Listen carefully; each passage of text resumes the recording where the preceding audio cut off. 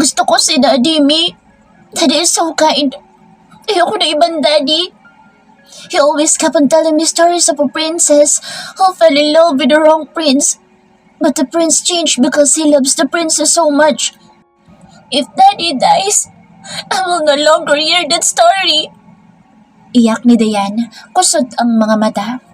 Hindi niya napigilan ang sarili kaya umiyak na din siya at niyakap na lang ang anak. Sa unang tingin pa lang alam niyang siya ang sinasabing princess. That's how her family address her because she's the only girl in the clan. Tana, baby. When Daddy opened his eyes, you're going to see him. Not now, anak, ha? I want to be there, Mommy. Please. I want to be with you and Daddy. Please, Mommy. Pakausap nito sa kanya. She has right, Twinnie. Malulungkot lang din yan dito. Alam mong napakatalino ng anak mo. Besides, she might help Lucas. Felix told her. Minsan ay may silbi din naman pala ang utak ng kakambal niya. Hindi na lang ang laman ay puro pambababae. She nodded and hugged her daughter again. Tama, magkakasama sila na harap sa pagsubok na ito na dumating sa kanilang buhay. Nag-iisip siya habang yakap niya si Dayan. Baka matrauma ito kapag nakita ang mga kung ano-anong nakasaksak sa katawan at bibig ni Lucas. Saka na siguro niya ito isasama. Hindi pa ngayon. Maunawaan naman nito ang sasabihin niya basta maipaliwanag niya na maayos. For the meantime, Freya said and caged Dayan's small face. Dito ka na muna kasi si Daddy tulog pa at may mga nakalagay sa katawan para gumaling. You will see him as when the doctor removes those stops. Okay na ba yun? When is that? Maybe the slips start tonight. That's so matagal, Mi. Mabilis lang yun, baby. Felix said. We'll mark X on the calendar. 2 X's and you can see your daddy. Kunti lang yun? Only 2? Ipinakita nito ang dalawang daliri kaya naman sabay silang tumango na magkakambal. She felt relieved when her daughter nodded so she embraced Dian again. Freya felt glad when Lucas was transferred to a normal room at the hospital after 48 hours of staying inside the ICU. He's still unconscious but the doctor said Lucas might wake up anytime. Napakatagal at tila naiinip na siya. Siguro ay nakakailang balik siya sa chapel sa maghapon. Thank you, Tito. Puno ng galak na pasasalamat niya sa doktor bago iyon tumalikod. Sumunod kaagad sila ng mama niya sa itinutulak na stretcher, sakay si Lucas. She couldn't help herself but to stay closer to him and stare at his face. Kung walang swero at walang oxygen ay hindi aakalain na may aksidente nangyari at nabaril ito. Though may pamumutla ay gwapong-gwapo pa rin naman kahit na walang malay. His stubble grew a little longer than usual that made him look so brusque. He's still the deadly handsome Lucas Fuentes. Nang may pasok ito sa kwarto at mailipat sa higa ay laking tuwa niya na halos ikaluha niya. She ran her fingers on his jaw, tracing the line. Saka siya napangiti ng kaunti pero naagaw ng mama niya ang kanyang atensyon na magsalita iyon. Freya, patulog ka na muna, baby. Halos isang maghapon at magdamag ka ng walang tulog. Baka magkasakit ka. Wala mag-aalaga kay Lucas. Paalala ng mama niya nag-ayos ng gamit sa isang cabinet sa loob ng kwarto. Umiling siya. No, Mama. I don't want to sleep. I'm afraid I might lose him again. Parang batang napasumiksik siya sa may braso ng asawa at hinimas-himas iyon. Napatingin sa kanya ang mama niya pero malungkot lang siyang umiti. Her mother sighed. Natigil iyon ng saglit sa ginagawa at natuon lang sa kanya ang pansin. I want you to stop overthinking, anak. Baka magka-nervous breakdown ka. Ayoko matulad ka sa akin that time I was kidnapped. Nasa mga mata ng mama niya ang sobrang pag-aalala sa kanya. Hindi niya alam, umiling lang siya. Dahil kung tatanungin man siya, it's true that she's really trauma-free this time. Hindi tutulad noong simpleng hiwalayan nila ni Lucas noon na kamuntik niyang ikasira ng bait. Ngayon ay takot siyang tuluyan itong mamatay. It's a different side of the story. Mas mabuti na magkahiwalay sila na buhay ito kaysa naman sa totally hindi na nag-e-exist sa mundo. She realized how much she really loves him. After everything that he has done, kahit nung una ay hirap siyang patawarin ito, ngayon ay nalaman niya kung gaano ito kahalaga sa buhay niya. Totoo nga yata ang kasabihan na malalaman mo ang halaga ng isang bagay o tao ay kapag wala na ang mga iyon sa kamay mo. So she doesn't want to lose any second of Lucas' life anymore. Not any moment. And the fact that he already died but was revived, hindi pa huli ang lahat para sa kanya. God had given her another chance to spend a lifetime with him. I'll leave you for a while, Freya. Anak, papupuntahin ko sa Felix dito. Ipasasama ko na ba si Dayan, anak? Tanong ng mama niya habang hawak ang mga gamit na iuuwi. Ang papa niya ay nauna na at pupuntahan ng bahay niya, which is nasimula na yatang asikasuhin ng Daddy Santi niya at Daddy Nix. Hindi siya kagad nakasagot. She wants to be fair with their daughter and as much as possible is to open Diane's eyes to face reality. Hindi pwedeng pagsinungalingan niya ang anak niya lalo pa kung tungkol sa daddy noon. Kaya lang hindi niya alam kung matatakot pa rin iyon sa oxygen tank at monitor. Pero naghihintay na naman lang sila na magising na si Lucas. Pwede na siguro sumama si Diane. In the end, she nodded at her mother. Yes, Mama. Please. She put a little smile on her face that made Emerald smile too. That's better, baby. Stay strong. Lumapit iyon sa kanya at niyakap siya sa kahinalikan. Hinaplos ni Emerald ang noo ni Lucas at hinagkan sa pisngi. Thank you for saving my princess. Napayuko siya at naluluha. Lumapad ang ngiti ng mama niya kaya amused na tinignan niya iyon. Emerald glanced at her. Napakagwapo pa rin ni Lucas, anak. Totoong masasakit sa ulo mga gwapo, but not all. He's like your papa. Once a womanizer pero hindi naman sapat na rason iyon for us to lose faith in them. Lahat ng tao may kakayahan na magbago. It depends on the person's will and determination, anak. Hindi totoo ang kasabihan na once a cheater, always a cheater. I don't believe that. Nasa self-motivation iyon ng isang tao na nagtsatsaga na magbago. I hope na ganoon ka kay Lucas. Anak, don't lose faith in him. Hinagod nito ang buhok niya. Yes, Mama. I may have had lost all my faith in him before. That's why it came up to this point. Kailangan pa siyang mabaril just for me to prove myself wrong for still doubting him. I should have given him all my faith. That time he's been striving to gain it. Or maybe I was just a little bit late. Hindi niya maiwasan na hindi mailing sa sarili. Kung nagkamali pala talaga ay napakalaking pagkakataon ang nawala sa kanya. Ni hindi niya nasabi kasi sa asawa niya na mahal niya ito. Kung namatay pala ito, wala na. Hindi na nito malalaman pa iyon na sobra pa rin ang pagmamahal niya kahit na nasira na halos sila. And it made her realize that she had her own fault too. Dapat pala lahat ng saloobin niya ay nilabas niya kay Lucas noon at hindi niya itinago. Kaya tuloy na uwi sa napakalaking misunderstanding, pambabae ng asawa niya at paglalasing. Malaki din ang kanyang naging pagkukulang. God knows what's good for us, baby. Don't forget that. No matter how hard we pursue what we wanted in life, it would be nothing if it's not what He meant for us. Ani Emerald sa kanya na marahan niyang tinanguan. Pinahid pa nito ang luha niya bago tuluyang umalis sa harapan niya. Habang tingin pa siya hanggang sa tuluyan iyong makalabas sa pintuan. Ibinalik ang mga mata sa asawa. Alam niyang mukha na siyang haggard pero wala siyang pakialam. Kahit pa isang buong taon siyang umaga, gabi na dilat ay gagawin niya. Kung doon ba siya makakasiguro na hindi na mawawala si Lucas, eh bakit ang hindi? She's been caressing his head when his fingers move. Napakiti siya sa paggalaw na iyon ni Lucas. Lucas!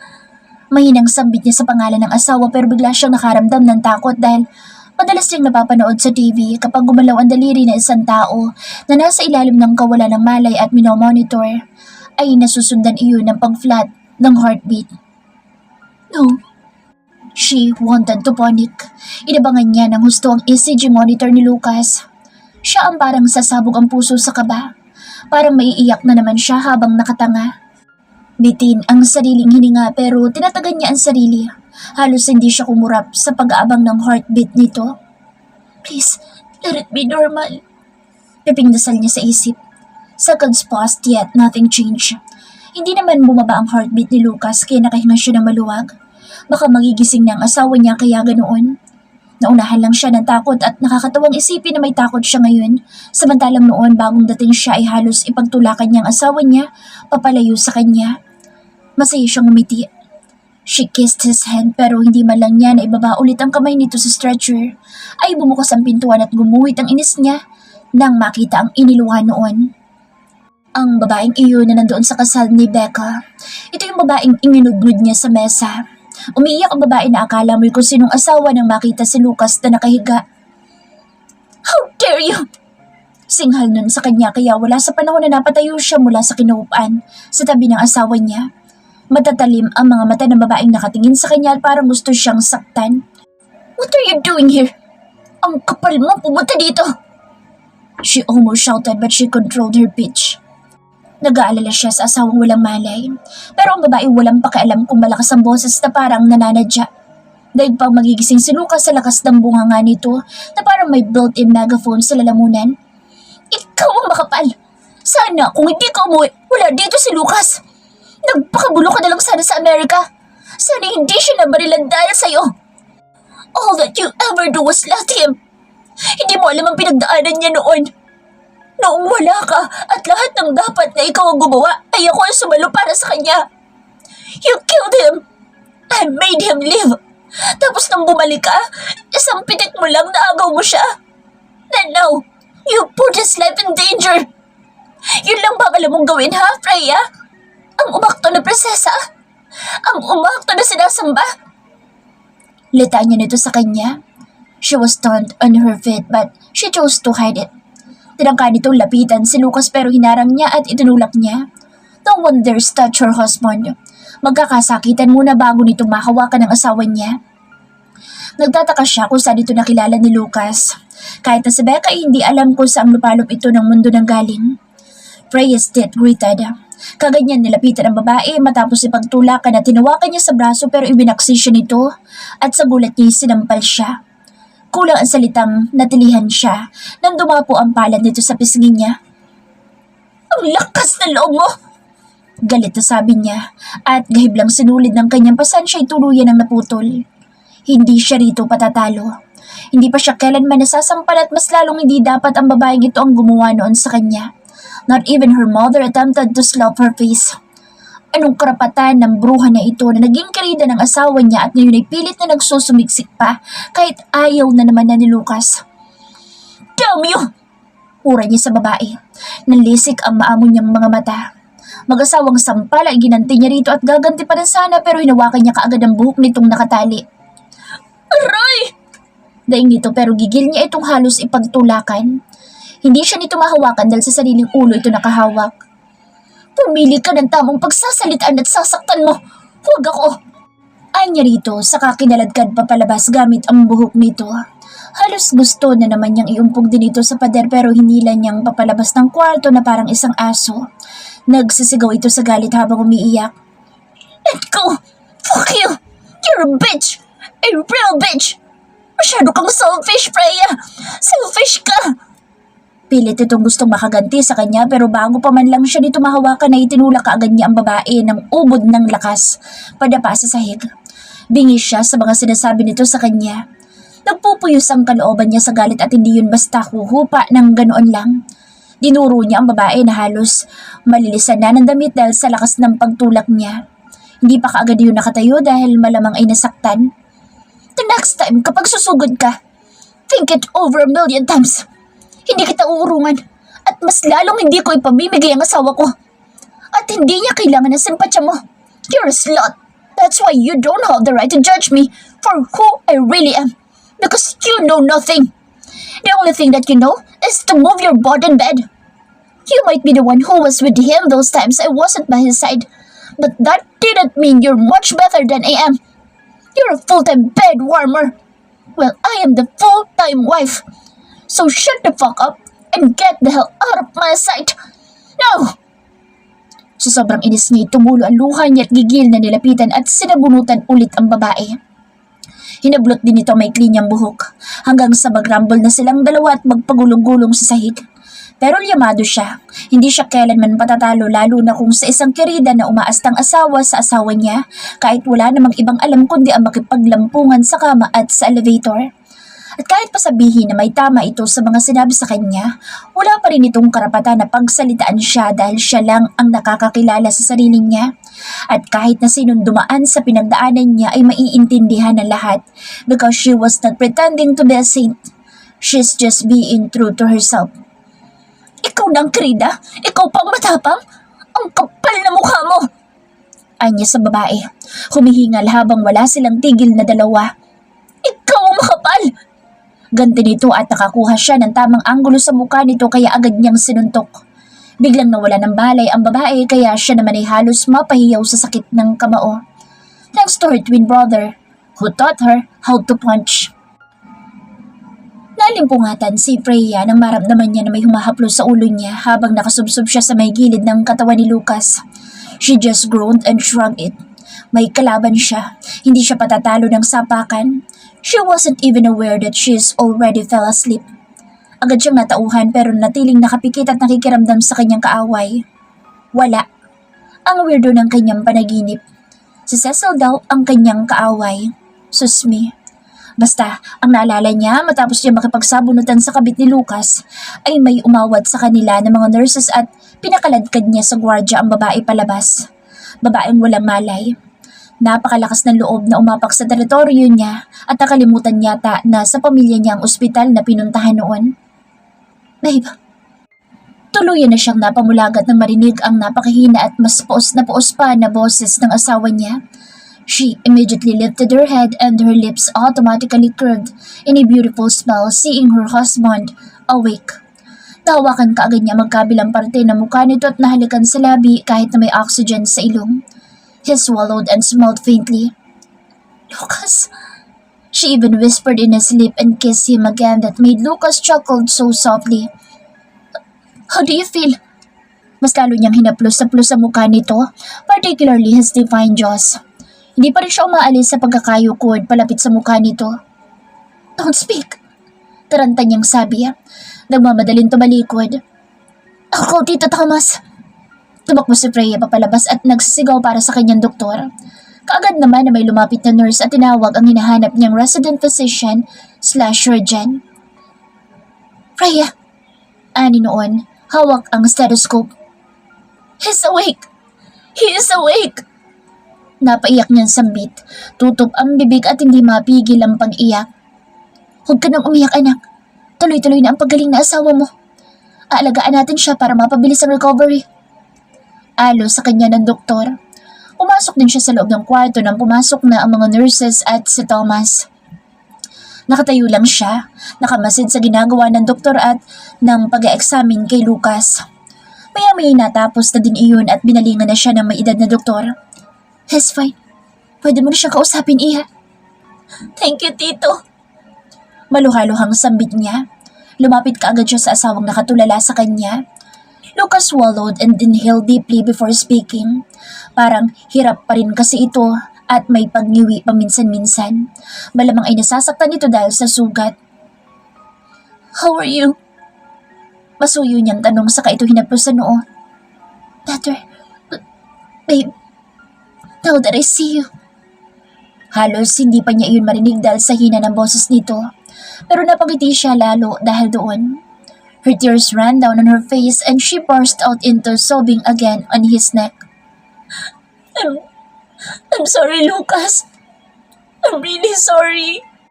Iyak niya rito. She felt his hand caressing her back, so delicate. Don't cry. It's not your fault, baby.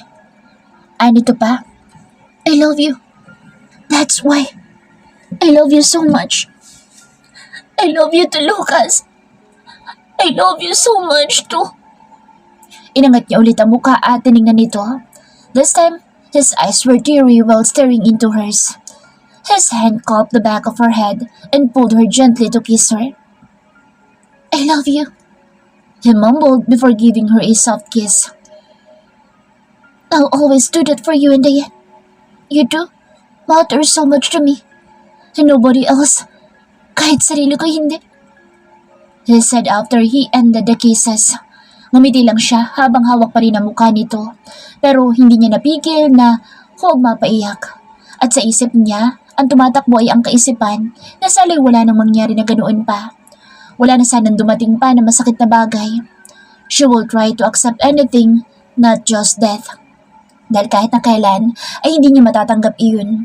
Baka hukayin niya ito sa libingan at i-preserve niya sa tabi niya habang buhay. She may have had the worst mistake of her life when she left him, but heaven knows how terribly she loves her husband, deep inside her heart. Saglit niya itong pinakamasdan. Papatayo pa lang siya na may kumatok sa pinto pero iniluwal noon kaagad ang kakambal niya habang kargas si Dayan. Basta na lang noon isinaliya sa sofa ang bag na daladala. Natansya niya ay mga damit ng bata at pati na mga ilang laruan. Mukhang sambakol na naman ang mukha noon dahil sa pagdadala ng Barbie bag ni Dayan. Saglit siyang tumikal sa asawa nang makita ang anak na umiyak kaagad nang makita ang daddy noon sa ganitong kalagayan. Daddy! Dayan softly whispered na isang alanganing ngiti naman ang isinagot ni Lucas. Hi, my baby. Nagawa pa nitong batiin ng anak kahit na parang medyo hirap pa rin sa pagsasalita. Nakatingin sa kanya ang kakambal. She badly knows that Felix and Lucas aren't in good terms. Or maybe si Lucas ang may galit kay Lucas dahil sa ginawa sa kanya ng asawa niya noon. Pero sana naman ay napatunayan na rin ng asawa niya ngayon sa kakambal niya na totoo na ang pagsisisi nito. Twinnie, he greeted her as he kissed her forehead. She just hugged her twin brother and didn't say anything. Kinuha niya ang bata at pinaupo sa may gilid ng ama. May sugat si daddy sa chest. Don't touch him there, okay, Dayan? Paalala niya sa bata. Tinungaan siya matapos sumulyap sa hubad na dibdib ng daddy nito sa ilalim ng blanket. Yes, me. But is he going to be okay for good now? Will you be okay, Daddy? I don't want you to die. I want a daddy.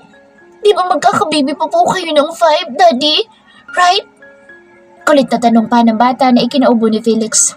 She abruptly pinched her brother's arms. Kagad naman itong napatigil sa kunwaring pag-ubo at hinimasimas pa ang leg. Lucas just looked at her then smiled. Yes, darling. That's why Daddy is alive. Sabi na lang nito sa bata na kaagad nang umiti at natigil sa pag-iyak. Maawa kayo sa akin. Ayoko maging babysitter ng 5 pa. Felix said. Di walang kangiti-ngiti ang kakambal niya nang sabihin iyon pero napayuko siya at napigil ang pagtawa. Maya-maya ay bigla noon na niyakap ang ulo niya at kinabig siya kaya bumangga pa mukha niya sa tiyan ni Felix. But if it will make Dayan happy, and you too? Sige, umanak na kayo ng 5 kaagad. At papagpalagain niyo na ako. Mga buwisit kayo. Humaba pa ang nguso ng babaero pero wala namang humpay ang himas sa likod ng ulo niya. Yes, Daddy Felix agreed to it. I can have 5 brothers. You'll be the nanny, Daddy Felix, because me and Daddy are so very busy. While you just keep on flirting with some girls. Sabi naman ni Dayan sa tsuhin na sumanyas na huwag maingay ang bata. She knows Felix just can't really say it straight to the point, pero alam niya na okay na ito kay Lucas. Ang pagpunta lang ng ma-pride niyang kapatid sa ospital ay sapat na dahilan na para makakita siya ng pag-asa na magiging magkakaayos na rin ang dalawa. Hinawakan siya ni Dayan sa braso. Mommy, he can't sleep when you left me there with Lola and Lola. Daddy Felix keeps on talking on the phone with his girlfriends while I'm trying to sleep in his bed. But when I asked him, who were those ducks? He said he doesn't know their names. Sumbong pa ng bata sa kanya at pumihit pang paharap at inalog-alog ang braso niya. Yeah, you little stubborn. I'm going. Pinapahiya mo ako dito. Kinurot ni Felix ang 2 pisngi ni Dayan na ikinahagikik lang naman ng bata. Kumarap siya sa anak, sa kanya iyon niyakap ng mahigpit. She closed her eyes as she embraced her daughter. If Lucas died, hindi niya alam kung paano matatanggap iyon ng anak niya.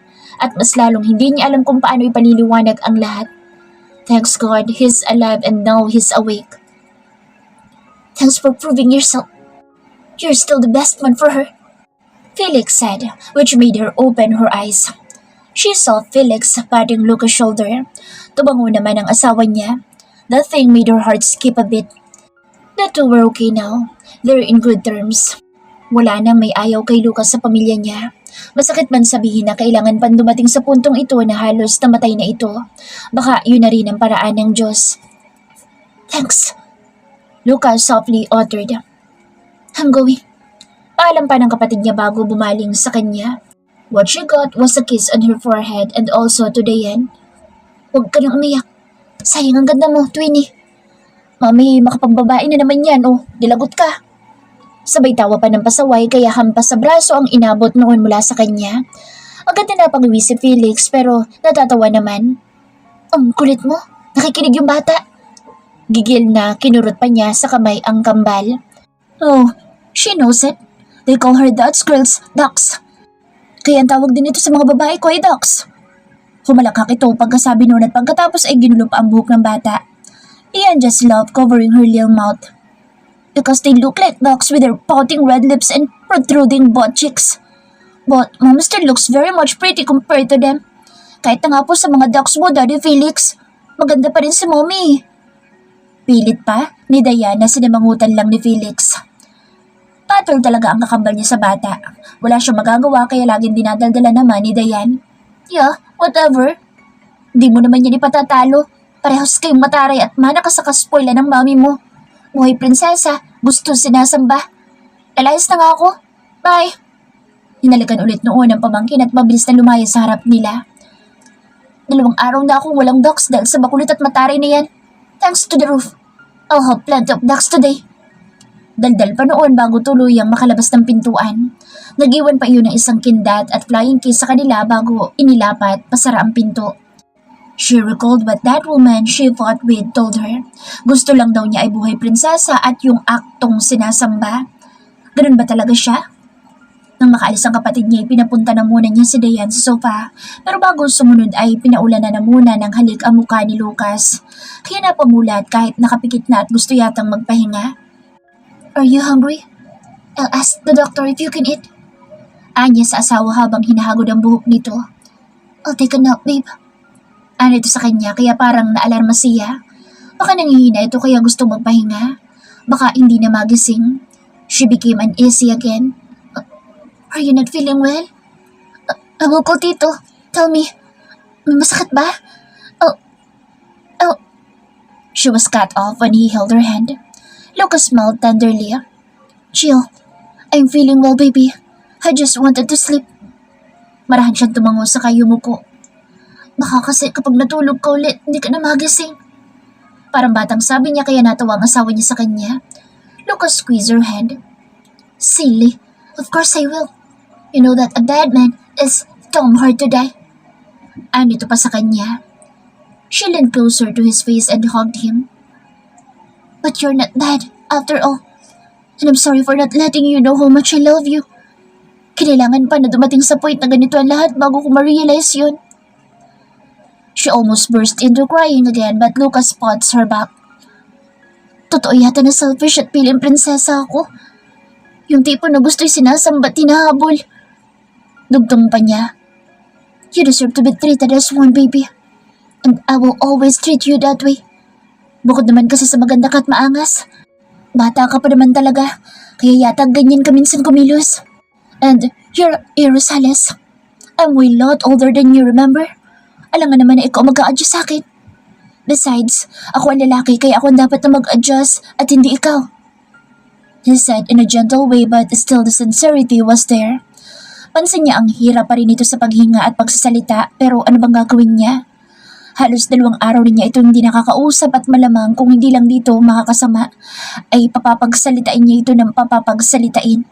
She badly misses him and his voice which always makes her tummy turn in delight. Yung tipong boses pa lang nito ay kinikilig na kaagad siya. Tinignan niya ang mga mata ng asawa. Sleep now. Marahang utos niya rito. Lucas pulled her head gently and kissed her on the lips. Isang mahinang tawa na naman ng bata ang nagpatigil sa kanila kaya napangiti na lang siya. Freya touched his jawline again, which made Lucas shut his eyes and swallowed. I like that. Do that when I'm feeling better. Anakan kita. He said it with his naughty grin. She just giggled with a thought. He's still the Lucas after all this time. Maharot pa rin ito kahit na muntik nang mamatay. I love you. She whispered in his ear and kissed him there. Me too, baby. So much. And I didn't let go because of that. That was spell you casted into my entire being. He smiled with his eyes still shut. Lucas' voice is so hard to be heard, but she clearly heard it, and she vividly felt the meaning and sincerity of it.